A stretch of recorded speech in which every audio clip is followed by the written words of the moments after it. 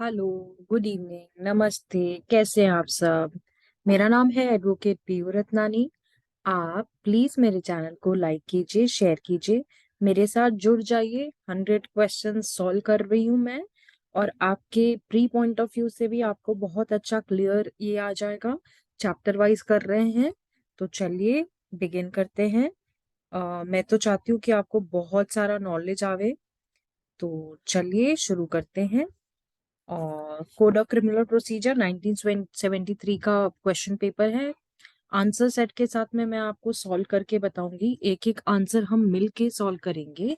और आप अगर लाइव सॉल्व करते हो ना, उससे क्या होता है ना, आपको एक जजमेंट आ जाती है कि भैया आप कितना पानी में हो, आपको आ रहा है, आपको नहीं आ रहा है। मेरी सजेशन तो होती है कि मेरे साथ करें, पर देखिए आपकी अपनी चॉइस है। तो मेरा तो मानना ये है, जितना आप मेरे साथ में जुड़ जाएंगे उतना आप लोगों को कहीं ना कहीं, कहीं ना कहीं बहुत सारा सपोर्ट मैं देने के लिए तो तैयार हूँ। आप देखिए आपको कैसे लग रहा है मेरे साथ प्रैक्टिस करने में, सीखने में। वैसे ऐसे ही मैं, ये तो प्री पॉइंट ऑफ व्यू से मैं मेंस के आंसर्स भी लिखाना स्टार्ट करने वाली हूँ, जो भी जुडिशरी वाले हैं जुड़ जाइए मेरे साथ में। चलिए, 100 क्वेश्चंस कल कंप्लीट कर चुकी हूँ, आज 101 पे आ जाती हूँ। Consider the following cases of the court. अब high court, court of session, judicial magistrate of the first class, executive magistrate.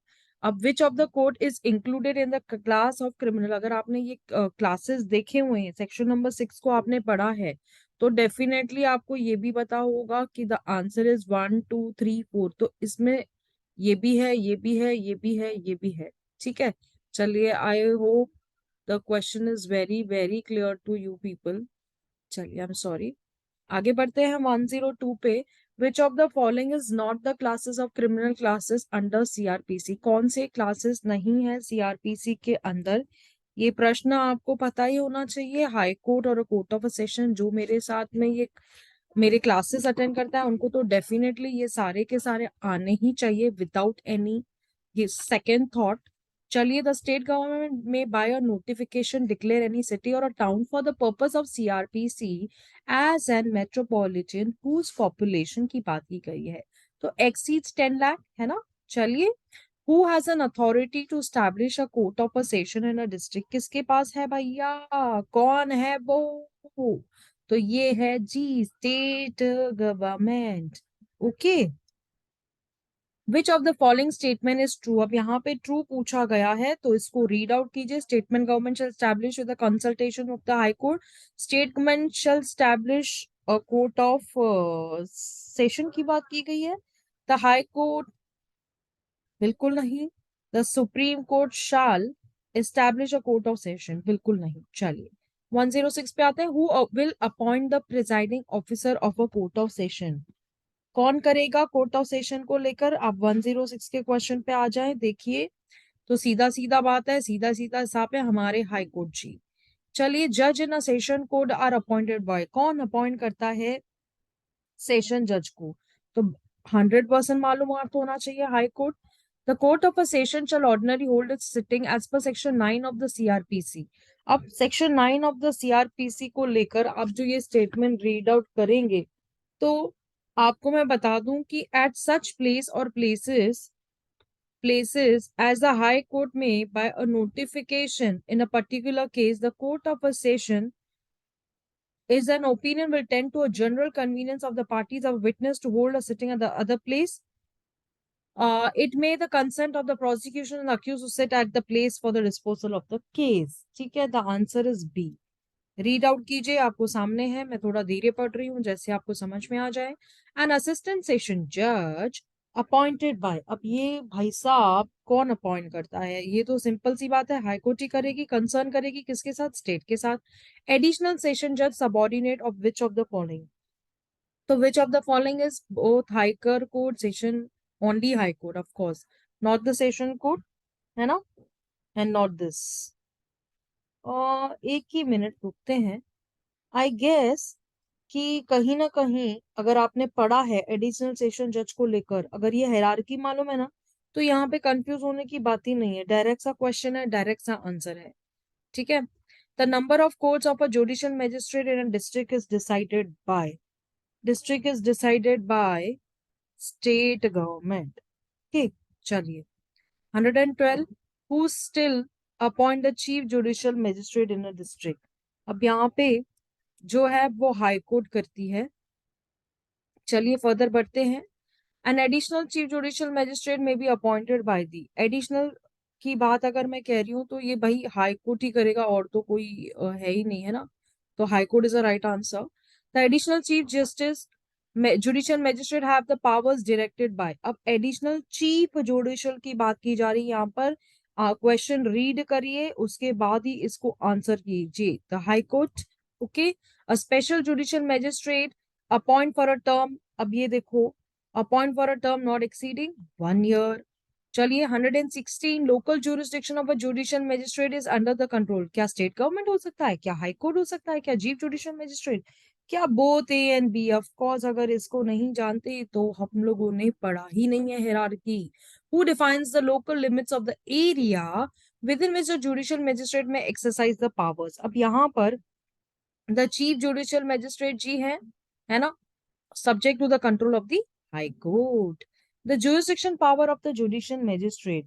अब यहाँ पर extend through the taluka wherein it's he is posted. Sorry, यहाँ पे ना मेरे से क्वेश्चन में थोड़ा सा गड़बड़ हो गई है। The answer he is posted. Okay. Then the extend throughout the district where he is posted. ठीक है। ऑफ कोर्स मैं आपको बता दूं कि ये क्वेश्चन जो है ना 2015 में पूछा गया था। एक्चुअली मैं आपसे रह क्या बताने के लिए, मैं हर क्वेश्चन बताऊंगी कि कौन से साल में पूछा गया है। Who can make a rule of a give special orders time to time consistent with the criminal distribution of the business upon. आपको पता है ना, ये लोग तो बिजनेस ही करते हैं, देखने के लिए कोई एक चीज है और दिखाने के लिए कोई और। तो यहाँ पर आप 109 पे आ जाते हो, 119 पे। तो एडिशनल सुपरिटेंडेंट इसका जो आंसर है, oh my God, the answer is chief judicial magistrate. Okay, the answer is chief judicial magistrate, not this one. ये तो है ही नहीं, इसको कट्टा मार देते हैं। चलिए 120, every judicial magistrate is subordinate to. अब एवरी जुडिशियल मैजिस्ट्रेट कौन सबऑर्डिनेट होगा भाई? Chief judicial magistrate. A metropolitan magistrate is subordinate to the chief metropolitan magistrate of metropolitan area, but an additional chief metropolitan magistrate appointed in the same are may not be subject to the subordination, though both are subject to the general control of the session judge of the same decision। अगर आप यहाँ पर मैं आ जाती हूँ ना, तो directly मैं आपको बताती हूँ कि ये भी करेक्ट इनकरेक्ट है। Both the statement is correct, above statement is correct. Defining the extent of the subordination, तो एक्चुअली तो ये इनकरेक्ट ही है। ये भी नहीं है क्योंकि ये स्टेटमेंट तो बिल्कुल भी नहीं है, ये स्टेटमेंट भी नहीं है, तो आंसर इज बोथ। ये इनकरेक्ट ही हुआ ना। अगर मैं यहाँ पे अगर आप बताती हूँ तो आप मुझे कमेंट में बताइए कि मैं इसको लेकर क्या पूछ रही हूँ, कैसे ये स्टेटमेंट इनकरेक्ट है। The provision of general control with reference to judicial magistrate is dealt by। अब जनरल कंट्रोल की बात करें तो सेक्शन 15 ये सीआरपीसी की बात कर रहा है। चलिए 123, which of the following has a duty to exercise continuous superintendence over the court of judicial magistrate. अब यहाँ पर है ना, मैं आपको बता दूं कि ये कंटिन्यूस की बात की जा रही है। तो द कोर्ट ऑफ सेशन है ना, वो कंटिन्यू सुपरवाइज करता है ना। चलिए 124, public prosecutor is appointed by. कौन अपॉइंट करता है? सेंट्रल भी करती है और स्टेट भी करती है ना। तो answer should be both A and B, of course, right. ऐसा ही है। चलिए 125 पे आ जाते हैं। Question number 125, a public prosecutor for the high court is appointed under. अब ये यहाँ पे हाई कोर्ट बोल रहा है, हाँ, सेक्शन 24 ऑफ द कोड। ठीक है, तो द स्टेट गवर्नमेंट करेगी ना, क्योंकि हाई कोर्ट की बात की जा रही है। द स्टेट गवर्नमेंट और central government after the consultation with the high court. 126, a legal remembrance cannot be ex officio public prosecutor that this was held। अब यहाँ पे आपको केस पूछा गया है, तो मैं आपको बता देती हूँ कि ये जो है इसमें से ये स्टेट ऑफ केरला भी नहीं है, रामचंद्र भी नहीं है, विजय स्टेट ऑफ महाराष्ट्र भी नहीं है। तो none of the above. Actually ये ना जो केस बोल रहा है यहाँ पे, ये केस बोल रहा है गोदवानी, सॉरी वी के गोदवानी है था उसका नाम, वी के गोदवानी वर्सेस स्टेट का मैटर था। ओके, तो this was the right answer, 1965, criminal law journal, page number 150, ये कलकत्ता का था। ठीक है, चलिए 127 in subsection 1 section 24 of the code criminal procedure, after the public prosecutor the word are inserted. After the public prosecutor, one or more additional public prosecutor. Okay, चलिए, who is authorized to appoint a public prosecutor for a district? कौन appoint कर सकता है public prosecutor? State government. No person can be appointed as a public prosecutor unless his name is in the list of. अब यहाँ पर ना देखो, जो डिस्ट्रिक्ट मैजिस्ट्रेट आपको पता है ना, वो लिस्ट बनती है, उसके हिसाब से इनका ये किया जाता है। A person shall be eligible to be appointed as a public prosecutor if he has been a practice for not less than. देखो ये तो कॉमन क्वेश्चन है, अगर ये तो मतलब नहीं मालूम तो फिर फायदा क्या है वे। 25 of the code CrPC makes a provision for the appointment of section, पूछा जा रहा है यहाँ पर सेक्शन 25 की बात की जा रही है, तो ये असिस्टेंट एपीपी की बात की जा रही है। Okay, APP. चलिए, द एक्सपीरियंस रिक्वायर्ड, इनको स्पेशल पब्लिक प्रोसिक्यूटर को कितना एक्सपीरियंस रिक्वायर होना चाहिए? 10 साल। देखो सीधा सा हिसाब है यार, मतलब ये क्वेश्चंस हम लोग यहाँ पे करके जा रहे हैं, तो कितना आप जब एग्जाम में सेम क्वेश्चंस आप देखते रहोगे तो आपको क्या लगेगा यार, ये तो अगर कर लिया होता तो क्या जाता। तो मेरी तो यही सजेशन होगी, under which section of CrPC assistant public prosecutor is appointed by the government. 25 हमने आगे देख लिया। No assistant public prosecutor is available for the purpose of any particular case, the dash may appoint for any other person to be the assistant public prosecutor in charge of that case.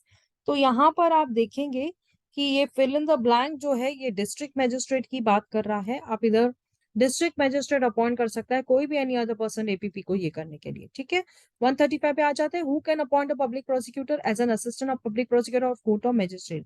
कौन appoint कर सकता है? तो of course हमको पता ही है कि district magistrate appoint कर सकता है। Police officer can be appointed as an assistant public prosecutor. अब यहाँ पे police officer, he is not below the rank of, आपको ये पता होगा कि वो नहीं अपॉइंट होता है, पर देखो वो अपॉइंट होता है if he is not below the rank of inspector and has not been a part of investigation. मेरे स्टूडेंट्स तो बहुत अच्छे से इसको करते रहेंगे। चलिए 25 A is inserted in CrPC by which of the following amendment. 137 में आपने अगर ये देखी होगी तो 2005 की अमेंडमेंट अगर पता है सीआरपीसी की, तो ये पता ही होगा कि 25 ए की बात की जा रही है। चलिए, in which of the following section there is a provision, there is a provision for director of prosecution.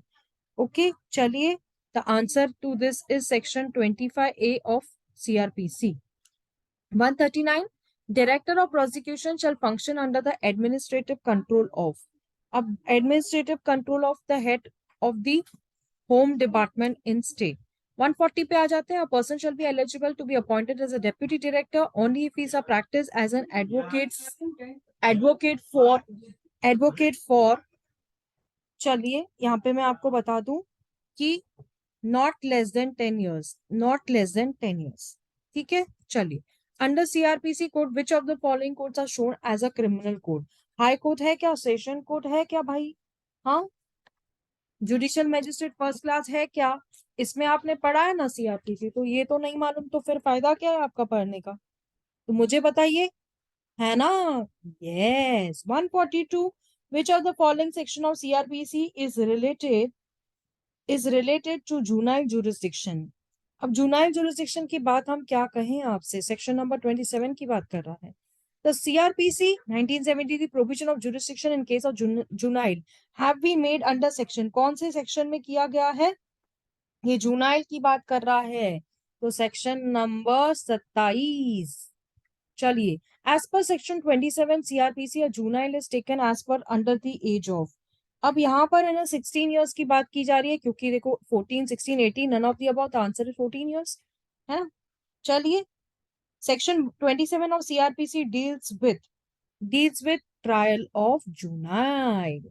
146 पे आ जाते हैं। Which of the following sentence of high court can पास?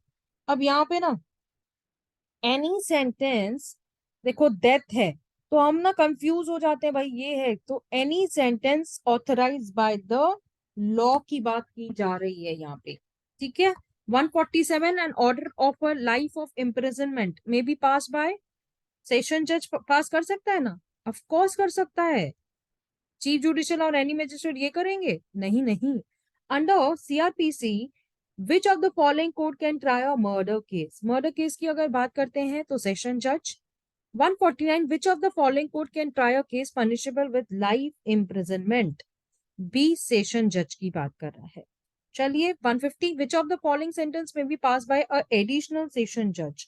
तो कौन सी सेंटेंस पास करेगा? Any sentence but the sentence of that be subject to the confirmation of the high court.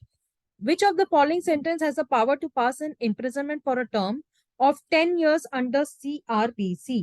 Criminal procedure code को लेकर आप देखो कि असिस्टेंट सेशन जज जो है फॉर अ टर्म 10 इयर्स की बात की गई है, ठीक है। तो यहाँ पर जो होगा 10 इयर्स को लेकर कौन करेगा? असिस्टेंट सेशन जज। एन असिस्टेंट सेशन जज may pass an any sentence except, यानी कि कौन सा sentence except? Except a sentence, कौन सी करेगा? A sentence of death, imprisonment for life, for term exceeding 10 साल। 153, a sentence of imprisonment for life passed by an assistant session judge.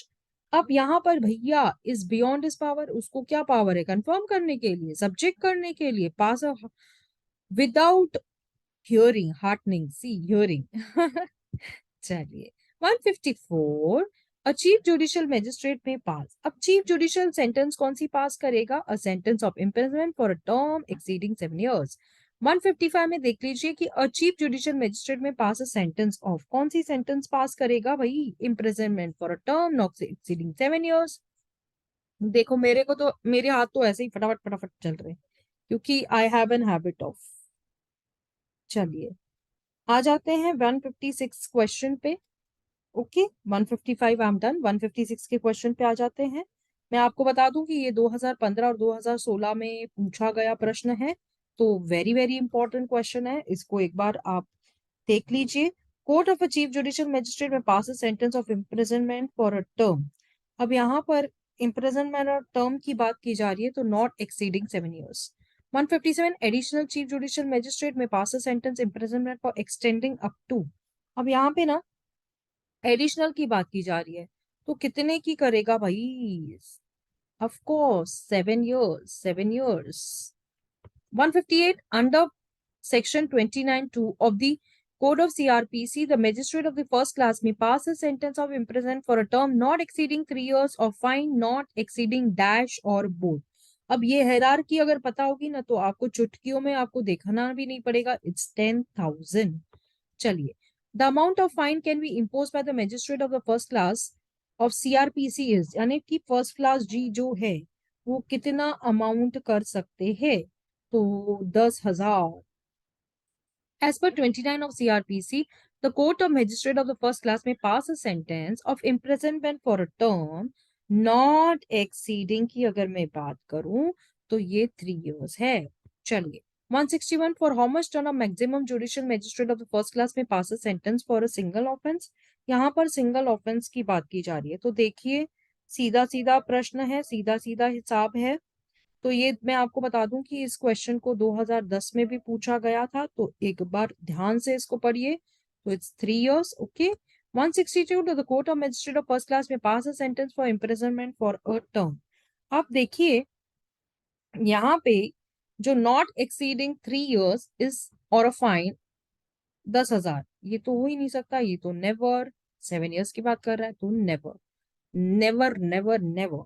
चलिए 163 पे आते हैं। अंडर सेक्शन 29 ऑफ CrPC, the magistrate of the second class, second class जो है वो कौन सी कितने की सेंटेंस पास करेगा? सेकंड क्लास, भाई सेकंड क्लास को क्या है, मुझे तो सेकंड क्लास पसंद ही नहीं आता है, क्योंकि एग्जाम देने के बाद हम सेकंड क्लास डिवीजन में जाके बैठे तो फायदा ही क्या है? हम लोग इतनी जुडिशरी की मेहनत कर रहे हैं। The court of magistrate of the second class may pass a sentence of fine not exceeding dash rupees. अभी कितने पैसे ये खर्च कर सकता है भाई? 5,000 रुपए।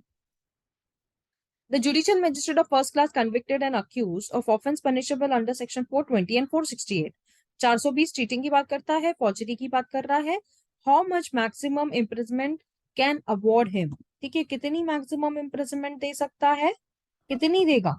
देखिए ये कितना ये मैं आपको बता दूं कि ये 2019 का क्वेश्चन है, ये प्री में पूछा गया था, तो it's very very important, it's 6 years। चलिए, एज पर दी 29 ऑफ CrPC metropolitan magistrate has a power to pass a sentence. Metropolitan की अगर मैं बात कहूँ आपको, तो इम्प्रिजनमेंट फॉर मेट्रोपॉलिटन है तो ऑफकोर्स 3 years की बात कर रहा है। ठीक है, मैं आपको बता दूं कि ये क्वेश्चन 2020 में पूछा गया था। चलिए, 167, which of the following is a section of criminal procedure code provides a sentence of imprisonment by a court और magistrate and default of fine की बात कर रहा है। तो डिफॉल्ट ऑफ फाइन को दिखा दें तो सेक्शन नंबर 30 clause 1 की बात कर रहा है। The court of metropolitan magistrate shall have a power of the court of. अब यहाँ पर मेट्रोपॉलिटन मजिस्ट्रेट को जो power of the court of judicial magistrate of the first class. चलिए, under CRPC imprisonment for default of payment of fine कौन award करेगा, an addition to the substantial sentence of the fine. Perfect बात है, ठीक है। चलिए, 170 under IPC when the offence is punishable with both imprisonment of fine and sentence of imprisonment for non payment fine shall not exceed की बात की जा रही है। देखो इस क्वेश्चन को अच्छे से पढ़ो, अच्छे से आप यहां से देखो। 1/4 ऑफ द मैक्सिमम मैंने तो सिखाया है कि 1/4 कैसे निकाला जाता है, इसके अंदर किस तरह से हम लोग मल्टीप्लाई वगैरह करते हैं। मेरी स्टूडेंट्स तो बिल्कुल इसको ऐसे ही चुटकियों में कर देंगे। A magistrate convicts and accuse for theft of 1 year imprisonment of 1000 maximum punishment of which accused shall be sentenced in default of fine। कितना भाई, कितना करोगे, तो 9 months। चलिए, if accused at one trial is convicted of and punished imprisonment of two offences under section 131 of the code of CRPC, the imprisonment in the absence of any specific will grant। अब देखो ये ना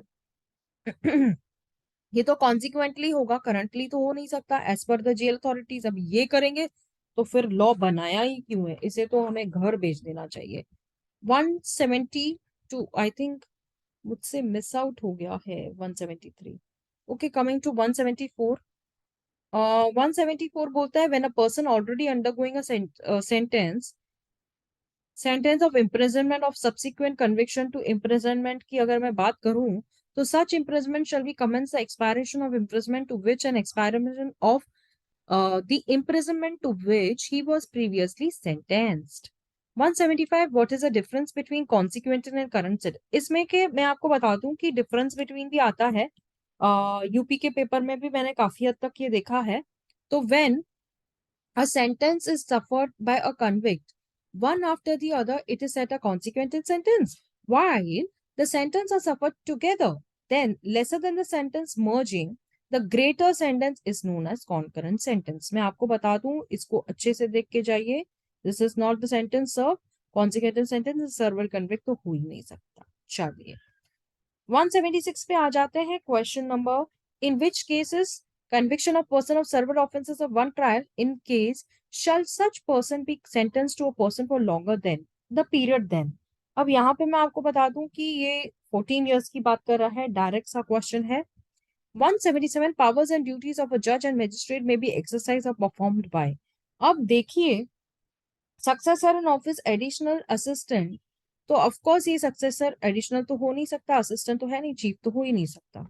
चलिए 178 पे आ जाते हैं। When after the hearing of evidence of prosecution and the accuse in trial on charge 5 offenses each punishable with imprisonment that may extend to 3 years, the additional chief metropolitan magistrate is the opinion that accused is guilty, he may। अब यहाँ पे ना direct की बात कर रहा है, ही मे की बोल रहा है। तो यहाँ पर मैं आपको बता दूं कि अ पास sentence of conviction for a term directing into running consequently aggregate punishment does not exceed the years of imprisonment। Match the following list 1 and 2, select the correct answer using the code given below। अब यहाँ पे आप इसको read करेंगे, special metropolitan magistrate imprisonment, ये देखिए ऐसे blank है ये, इसको लिस्ट 1 और लिस्ट 2 में डिवाइड किया गया, तो this is list number 2। Okay, तो मैं आपको बता दूं कि द आंसर इज 3 होगा, यस, 2 होगा, 1 हो। तो आंसर इज बी। ठीक है, देखिए, special metropolitan magistrate imprisonment up to 7 years, और chief metropolitan magistrate imprisonment up to 10 years and fine. Judicial magistrate of the second class imprisonment up to 3 years and fine. Assistant जज, अब मैं आपको बता दूं कि कहीं ना कहीं ये जो है, यहाँ पे कंफ्यूजन होता है, तो आप पूरा पूरा पढ़िए और उसके हिसाब से आप टिक मार्क कीजिए, वरना क्या होता है, हम अकड़ बकड़ बम्बे बुमे ये क्वेश्चन को एकदम ये इरिलेट कर देते हैं। आ जाते हैं 180 पे। In which of the CRPC it has been provided that every person is bound to assist the police officer और मजिस्ट्रेट रिगार्डिंग एनी ऑफेंस। अब देखिए, यहाँ पे अंडर सेक्शन 34 दिया गया है, 35 दिया गया है, 36 एंड 37, यहाँ पे जो क्वेश्चन है, it has been provided every person is bound to. तो ये तो बहुत ही इजी है, क्योंकि अगर आपने सेक्शन 37 से लेके 40 पढ़ा होगा तो ये तो आप ऐसे ही कर लोगे। चलिए, 181 37 of the CrPC, every person is bound to assist a magistrate और पुलिस ऑफिसर। तो यहाँ पे एवरी पर्सन की जो बात की जा रही है, बाउंड टू, देखो, in taking and preventing the escape, in prevention of suppression of breach, prevention of injury attempted, तो ये आंसर है ऑल ऑफ दी अबव। क्योंकि रेलवे से हो, पब्लिक अथॉरिटी हो, तो 37 पढ़ा होगा ना, तो ये प्रश्न तो आपके लिए बहुत बहुत आसान होना चाहिए। Which of the following section of CRPC provides public to give an information of certain offences to public prosecutor? तो मैं आपको बता दूं कि सेक्शन नंबर 39 डायरेक्ट क्वेश्चन है। In relation to the commission of which of the following offences the general public does not have a duty under 39 of code of to give an information to the nearest magistrate और police officer. देखिए, ये house trespass की बात कर रहा है, commit an offence punishable with imprisonment. Which of the following section of CRPC is created duty to on a part of public generally to give an information to the police regarding the certain offenses? तो यहाँ पर जो offenses है वो है 39, section 39 अगर आपने पढ़ा है तो सीधा सा हिसाब है। 185 पे आ जाते हैं। Every person aware of the communication commission of an offense punishable under the following, which is bound to give an information thereof to the nearest police officer। देखिए, यहाँ पे नियरेस्ट पुलिस ऑफिसर की बात की जा रही है, तो बिल्कुल सेक्शन 302 आईपीसी की बात की जा रही है। चलिए, 186 मैं आपको बता देती हूँ, 41 से 60A अगर आपने पढ़ा है अरेस्ट ऑफ पर्सन, तो उसको लेकर ये क्वेश्चंस है, तो फटाफट हो जाएंगे हम लोगों के। Arrest of person is convert, कौन से चैप्टर में इसको कवर किया गया है? तो पता है या नहीं पता? बिल्कुल पता होना चाहिए, क्योंकि मैंने आपको बता दिया, chapter number 5। When can police arrest a person without warrant? कब कर सकती है पुलिस विदाउट वारंट? डेजर्टर कब करेगी भाई, कब? ऑल ऑफ दीज होना चाहिए। In case of cognizable, in case of proclaimed, है ना, ऐसा ही होगा। तो ऑल ऑफ दीज, यस, सभी में कर सकती है। When police may arrest without warrant, कब कर सकती है police may arrest without warrant? तो इसमें भी, इसमें भी, तो both A and C. Commits and presence of police, proclaim an offender by the state government। 189 under CRPC, police may arrest any person without an order of magistrate and without an warrant की अगर मैं बात कर रही हूँ यहाँ पर, तो देखिए, सीधी सी बात है, ये जो सर्कमस्टेंसेस है, वो commits a cognizable offence in the presence of police officer who has been proclaimed an offender under the code or by the state government, or who obstruct a police officer while execution his lawful duty। तो ये सारे circumstances की बात की जा रही है। 190 पे आते हैं, supreme court of India the case state of Haryana versus Dinesh Kumar 2000 arrest को क्या इंप्लाई करता है? तो apprehension the accused of a police officer, submission of the accused to the custody by word or acting, including when he is in the judicial custody or surrender before the court submits to its direction। 191 को देखें तो 41 में, अभी आपको 41 का पता है ना कि अभी राखी सावंत का जो केस चल रहा है, जिसमें वो बोल रहा है कि जो पुलिस ऑफिसर है उसने वहां पे स्टेशन में ही 41 का नोटिस सर्व कर दिया और उसको कहीं ना कहीं लग गई लंका। तो when police officer may arrest without warrant. 192 under the section of CrPC, police officer can arrest of without an order of the magistrate और विदाउट वारंट की अगर हम यहाँ पे बात कर रहे हैं, तो सीधा साधा हिसाब है, सेक्शन 41 वही बात है यहाँ पे। और police officer may arrest somebody, अभी यहाँ पे somebody accuse of a person की बात की जा रही है, तो बिल्कुल a person to prevent committing further offense, to proper investigation, to prop tampering or prevent। देखो ये तो है ना बहुत इंपॉर्टेंट चीज है, इसको अगर आपको नहीं मालूम है तो एविडेंस का एबीसीडी भी आपने नहीं पढ़ा है। तो क्वेश्चन को ध्यान दीजिए, the answer is for all of these yes. 194, consider the following statements. अब ये स्टेटमेंट्स को कंसिडर करने के बाद हमें ऑप्शन चूज करना है, ठीक है। A police officer has a power to arrest any person without an order from a magistrate or warrant of arrest if he has reason to suspect his complicity in a cognizable offense punishable with imprisonment which may extend to 7 years, provided that he is satisfied for the reasons in writing that such arrest is necessary. Second option देखिए, to prevent such person from committing any further offense for investigation of the following.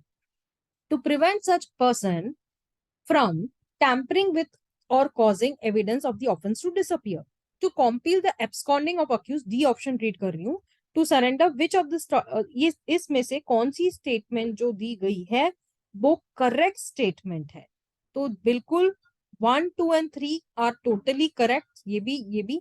तो absconding को accused के बारे में बिल्कुल नहीं, the answer is 1, 2 and 3, ठीक है। चलिए, a person can be arrested without warrant. Yes, a person can be absolutely arrested without warrant. क्यों नहीं कर सकते? Preventive precautionary measures for obtaining correct and name and address, for securing attendance of the accused, all of the above. How can you an arrest be made by a police officer? देखो मैं आपको बता दूं कि 2015 में पूछा गया था ये question, very very very important है। By handcuffing the person to be arrested, by touching the body, by confining the person to be arrested, by all of the above methods। अब इनमें से what is the right answer? तो ये सारे के सारे methods use कर सकते हैं, तो आंसर इज ओनली डी, ठीक है, सिर्फ ओनली डी होगा।